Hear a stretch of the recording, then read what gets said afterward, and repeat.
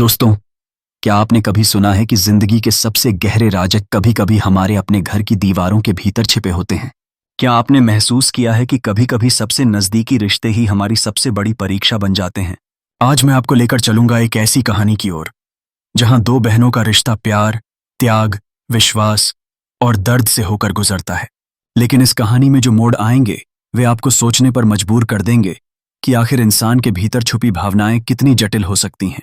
Disclaimer: यह कहानी पूरी तरह काल्पनिक है। इसका किसी भी व्यक्ति, स्थान या घटना से कोई सीधा संबंध नहीं है। यह केवल मनोरंजन और शिक्षा के उद्देश्य से प्रस्तुत की जा रही है। कहानी की शुरुआत होती है एक छोटे से कस्बे रूपनगर से, जो अपनी सादगी और शांत जीवन के लिए जाना जाता है। यहां रहती थीं दो बहनें, बड़ी बहन सोनाक्षी और छोटी बहन आर्या। दोनों के बीच सिर्फ 2 साल का फासला था, लेकिन दिलों का रिश्ता बहुत गहरा।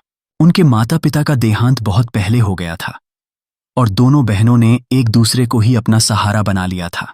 सोनाक्षी हमेशा समझदार और जिम्मेदार मानी जाती थी।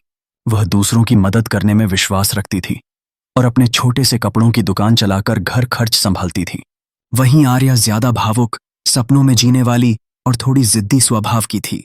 लोग कहते थे कि सोनाक्षी घर की रीढ़ है और आर्या उसकी धड़कन। लेकिन जिंदगी कभी एक सी नहीं रहती। बदलाव धीरे धीरे आता है और वही बदलाव इन दोनों बहनों के जीवन में भी दस्तक देने वाला था। रूपनगर में एक नया परिवार आया। उनका बेटा निखिल पढ़ाई में होशियार और स्वभाव से नम्र था। उसकी मुस्कान में कुछ ऐसा जादू था कि हर कोई उसकी ओर खिंच जाता। आर्या की मुलाकात निखिल से कॉलेज में हुई और धीरे धीरे दोनों में बातचीत बढ़ने लगी। सोनाक्षी को यह सब पता था और वह चाहती थी कि उसकी छोटी बहन की जिंदगी में खुशियां आएं। लेकिन किस्मत ने यहां एक खेल खेला। निखिल की नजर में आर्या एक प्यारी दोस्त थी, पर जब उसने सोनाक्षी को पहली बार देखा तो उसके दिल में कुछ और ही जग गया। निखिल को सोनाक्षी की गंभीरता और उसके त्याग से भरा चेहरा भाने लगा। सोनाक्षी ने निखिल की इस भावना को महसूस किया, लेकिन उसने कभी इसे स्वीकार नहीं किया। उसका मानना था कि छोटी बहन की खुशी से बड़ा उसके लिए कुछ नहीं। वह जानती थी कि आर्या दिल से निखिल को चाहने लगी है, लेकिन इधर आर्या को धीरे धीरे महसूस हुआ कि निखिल उससे दूर जा रहा है। वह अक्सर कहती, दीदी, क्या तुम्हें नहीं लगता निखिल अब पहले जैसा नहीं रहा? सोनाक्षी केवल मुस्कुराकर जवाब देती, नहीं आर्या, कभी कभी इंसान व्यस्त हो जाता है। तुम बेकार की बातें मत सोचो। यहां से कहानी और उलझने लगी। आर्या का निखिल पर भरोसा कम होता गया और उसका गुस्सा बढ़ने लगा। वहीं निखिल हर रोज सोनाक्षी के करीब आता जा रहा था।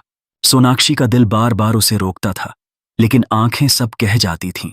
एक दिन रूपनगर के मेले में सब कुछ बदल गया।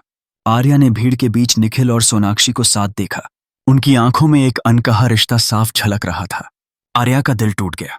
उस रात घर में चुप्पी छाई रही। आर्या ने सोनाक्षी से कुछ नहीं कहा, लेकिन उसकी आंखों में सवाल थे। सोनाक्षी ने हिम्मत जुटाकर कहा, आर्या, मैं जानती हूं तुम निखिल से कितना प्यार करती हो, पर सच ये है कि मैं उसे रोक नहीं पा रही। लेकिन मैंने कभी तुम्हें धोखा देने की कोशिश नहीं की। आर्या की आंखों से आंसू बह निकले।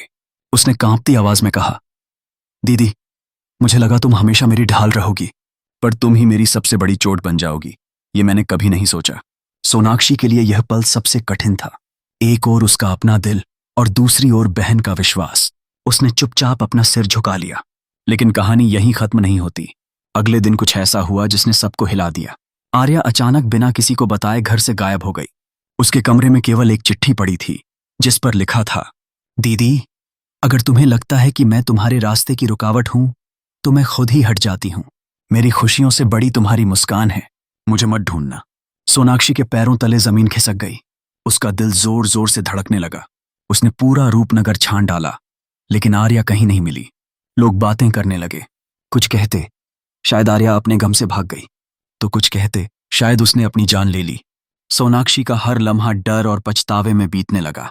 रात को वह अकेले बैठकर सोचती, अगर मैंने अपने दिल की बात दबा दी होती, तो शायद मेरी बहन आज मेरे साथ होती। पर अचानक एक अनजान खबर आई जिसने कहानी को एक नए मोड़ पर पहुंचा दिया। किसी ने बताया कि पास के कस्बे संजीवनपुर में एक लड़की को देखा गया है, जो आर्या जैसी ही दिखती है।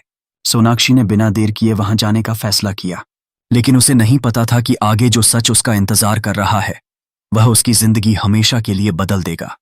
पिछले भाग में आपने देखा कि आर्या अपनी बहन सोनाक्षी और निखिल के रिश्ते से आहत होकर अचानक रूपनगर छोड़ गई थी। उसकी चिट्ठी ने सोनाक्षी की नींद और चैन सब छीन लिया। अब कहानी आगे बढ़ती है। और सच की परतें खुलने लगती हैं। सोनाक्षी ने जैसे ही सुना कि पास के कस्बे संजीवनपुर में आर्या जैसी लड़की देखी गई है, उसने बिना किसी को बताए यात्रा शुरू कर दी।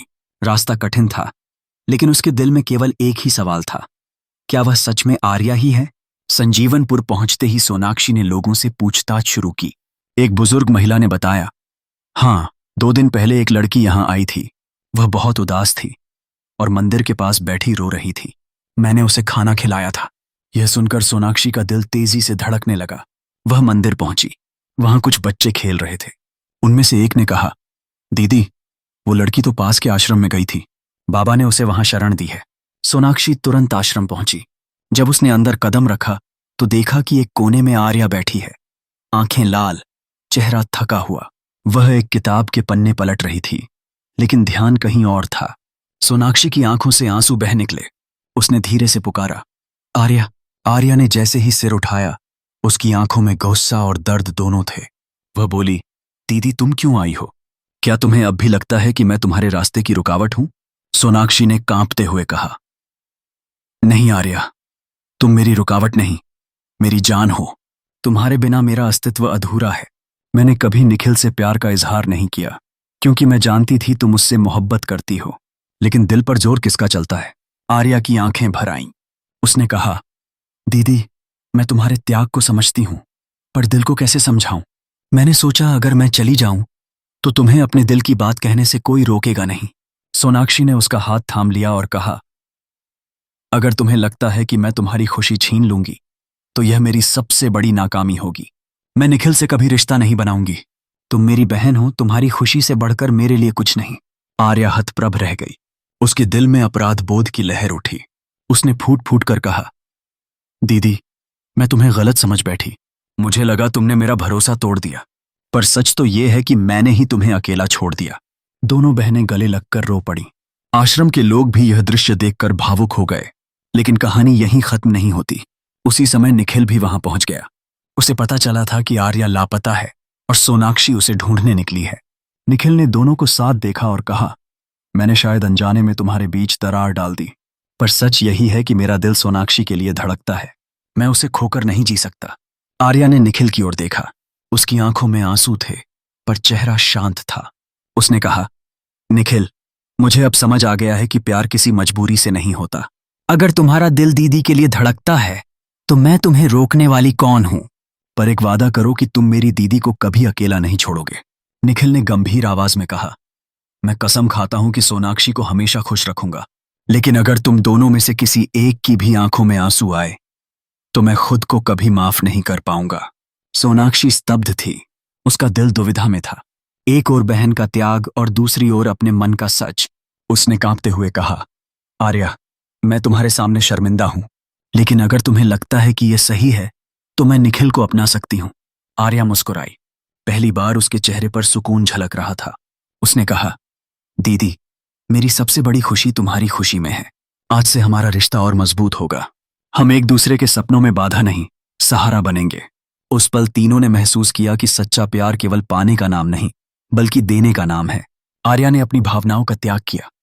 सोनाक्षी ने अपने दिल की सच्चाई स्वीकार की और निखिल ने दोनों बहनों का सम्मान किया। समय बीता। कुछ महीनों बाद सोनाक्षी और निखिल का विवाह हुआ। आर्या ने पूरे दिल से बहन की शादी की तैयारी की। जब विदाई का वक्त आया तो उसने सोनाक्षी से कानों में कहा, दीदी, आज मुझे लगता है कि माँ बाप अगर होते तो यही चाहते कि हम एक दूसरे की ताकत बने। मैंने तुम्हें खोने का डर महसूस किया था, पर अब यकीन है कि हम कभी अलग नहीं होंगे। सोनाक्षी ने मुस्कुराते हुए कहा, हाँ आर्या, चाहे जिंदगी हमें कितनी भी चुनौतियां दे, हम हमेशा साथ रहेंगे। हमारा रिश्ता दुनिया की हर कसौटी पर खरा उतरेगा। शादी की शहनाइयां गूंज उठीं। आर्या ने दीदी का हाथ थामकर उसे मंडप तक पहुंचाया। पूरे रूपनगर ने उस दिन देखा कि बहनों का रिश्ता हर प्यार से ऊपर है। और इस तरह रूपनगर की इन 2 बहनों की कहानी लोगों के लिए मिसाल बन गई। आज भी लोग कहते हैं, अगर बहनों का रिश्ता देखना हो तो सोनाक्षी और आर्या की कहानी याद करना।